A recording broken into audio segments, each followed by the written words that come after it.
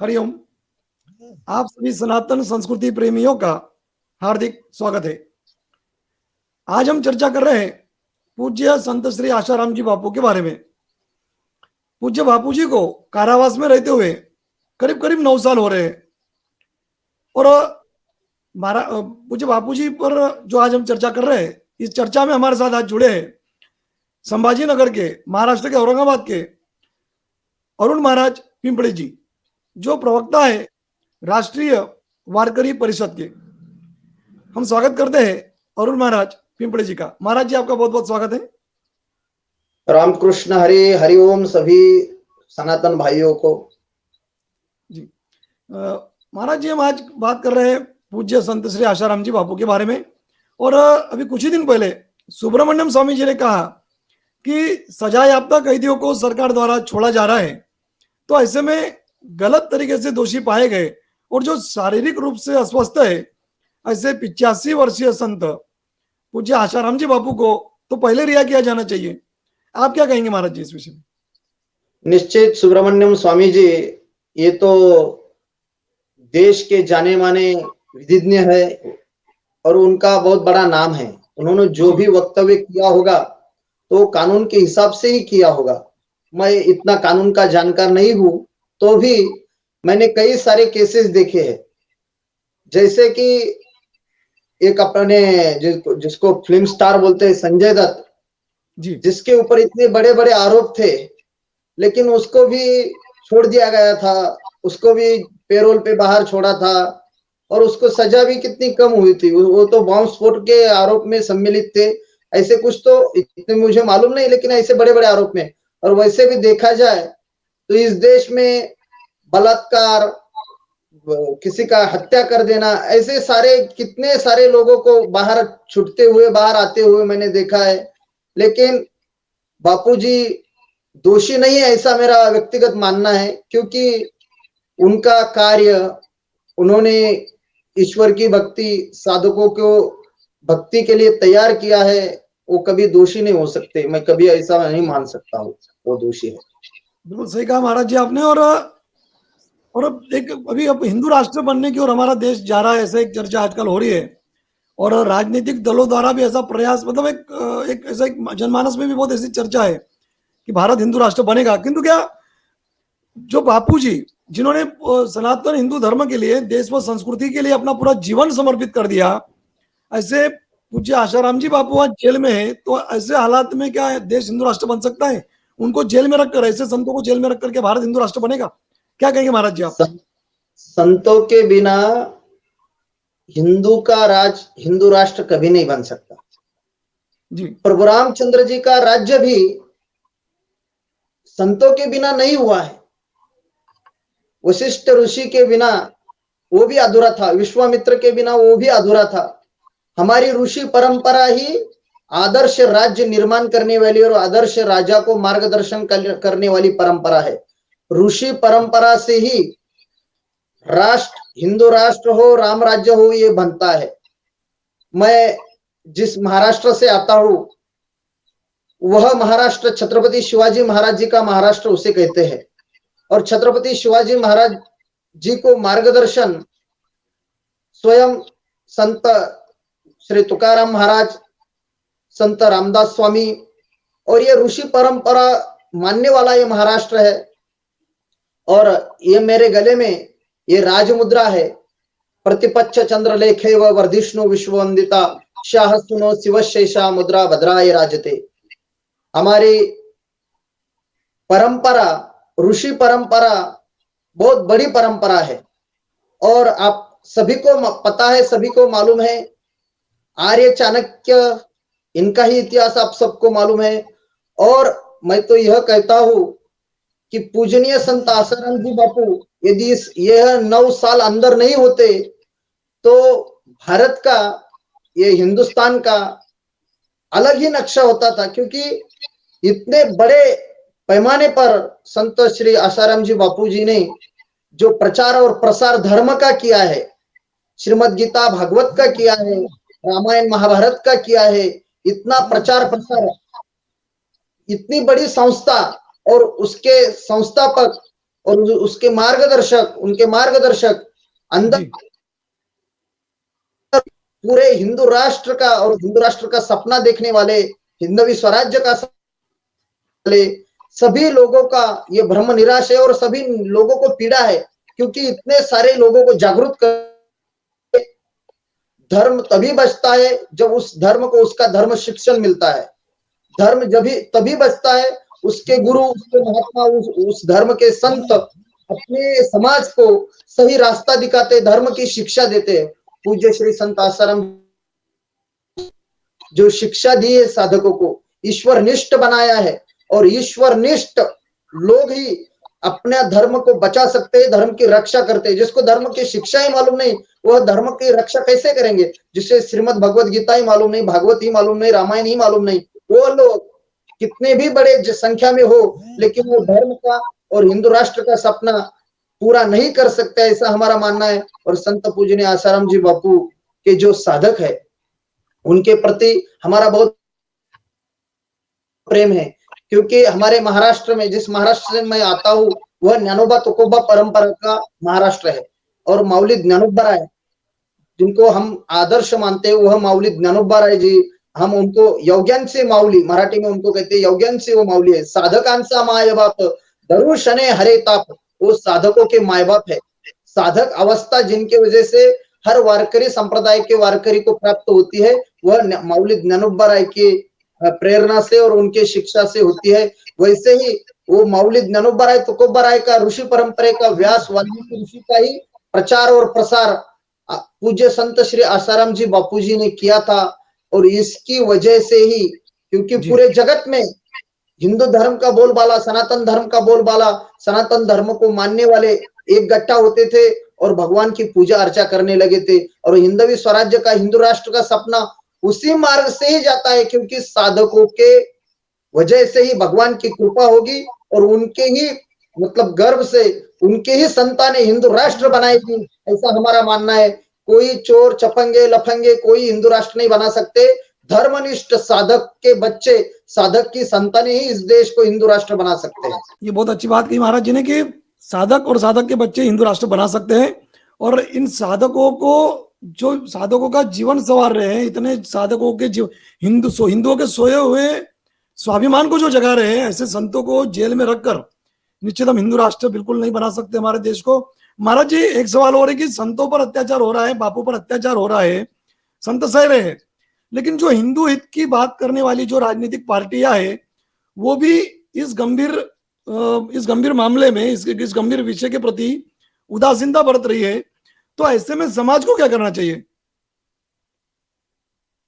हाँ, वह तो बात है, क्योंकि राजनीतिक पार्टियां जो है वह उदासीन दिखाई दे रही। इतना मुझे राजनीति का मेरा अभ्यास नहीं है, लेकिन मेरा एक मानना है कि किसी भी धर्म के धर्म गुरुओं को इस तरह से जेल में नहीं डाला जा सकता। किसी भी धर्म के धर्म गुरुओं को हिंदुस्तान में कोई भी सरकार इस हद तक नहीं पहुंच सकती। आज आप देखेंगे कि किसी भी धर्म के, हम पर्टिकुलर एक नहीं बोल रहे, किसी भी धर्म के धर्म गुरुओं का सम्मान वह धर्म के, वह समाज के लोग करते हैं। तो समाज को हर तरह से राजनीतिक दबाव भी बढ़ाना चाहिए, क्योंकि जो हिंदू हित की बात करेगा वही देश पे राज करेगा, जो हिंदू राष्ट्र की बात करेगा वही देश पे राज करेगा, और जो संतों की हित की बात करेगा वही देश पे राज करेगा। ऐसे सभी समाज के सभी लोगों को हमें, हमारा दायित्व है। बापूजी तो अंदर है, लेकिन अब जो साधक है, जो संत समाज है, जो खुद को ईश्वरनिष्ठ मानते, भक्ति करने वाले लोग हैं, उनको सभी को एकत्रित होकर यह आवाज उठानी चाहिए और समाज को जागरूक करना चाहिए। समाज को जागृति, यही एक हमारा पर्याय है। और हमारे जो एमएलए है, एमपी है, उनके पास भी हमारी आवाज पहुंचनी चाहिए। हमारा उनके पास भी दबाव बढ़ना चाहिए, समाज का दबाव बढ़ाना चाहिए कि देखिए भाई, आप हमारे संतों का ऐसा जेल में रखेंगे तो हम आपको वोट नहीं देंगे, क्योंकि इस देश की राजनीति, इस देश की वोट बैंक देखकर चलती है। तो वोट बैंक ही हमारा पर्याय है। और यदि हिंदू राष्ट्र लाना है तो संतों का मार्गदर्शन लगेगा, और संतों को बाहर लाना है तो हमें वोट बैंक के जरिए ही उनको बताना पड़ेगा कि हमारी भी एक वोट बैंक है, हिंदू समाज की भी एक वोट बैंक है। लेकिन उसे संगठित करना हमारे साधक जो है, हम जैसे जो कीर्तन प्रवचन कथाकार जो भी सभी लोग हैं उनको एकत्रित आके इस मांग को पूरा करना पड़ेगा। जी बिल्कुल।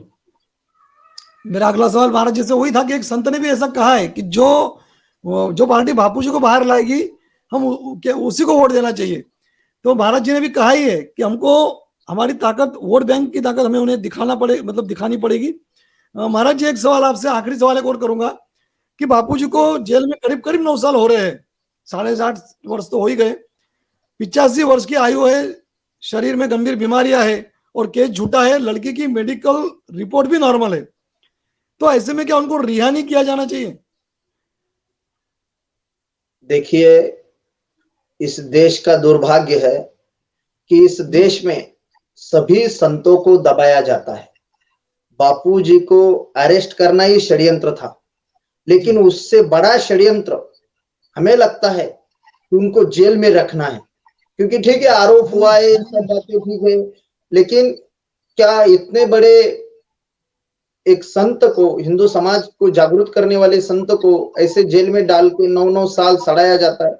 हमारे प्रज्ञा सिंह ठाकुर जो सांसद है अभी वर्तमान में, जिनके शरीर पे भगवा वस्त्र था, उनको 10 साल इन्होंने जेल में सड़ाया। कितना घोर जघन्य अपराध पाप किया है। आज भी श्रद्धेय कालीपुत्र कालीचरण जी महाराज, हमारे श्रद्धेय, वो तो मुझे छोटा भाई समान मानते, मुझे अपना बहुत करीबी मानते। हमारे मराठवाड़ा में कहीं भी उनके प्रोग्राम हो, आते तो मेरे घर पे आते, मैं हमेशा उनके साथ ही रहता हूँ, क्योंकि वह शक्त है, लेकिन फिर भी मैं तो वैष्णव हूँ, फिर भी हमारा बहुत सख्य है हिंदुत्व की वजह से। हिंदू राष्ट्र निर्मित छत्रपति शिवाजी महाराज का सपना पूरा करना, इस कार्य से हम जुड़े हुए। आज 1.5 महीना हुआ है उनको जेल में डाला गया है जी। कुछ भी कारण नहीं है, सिर्फ गांधी जी का अपमान हुआ इस वजह से डाला गया है। मैं पूरी दुनिया को पूछना चाहता हूँ, क्या भगवान का अपमान होता है तो कभी राष्ट्रद्रोह नहीं बनता है? हरे हरे राम हरे कृष्णा ये भजन, रघुपति राघव राजा राम ये भजन गांधी जी गाते थे, वो प्रभु रामचंद्र का अपमान होता है तो उनको जेल में नहीं डाला जाता है?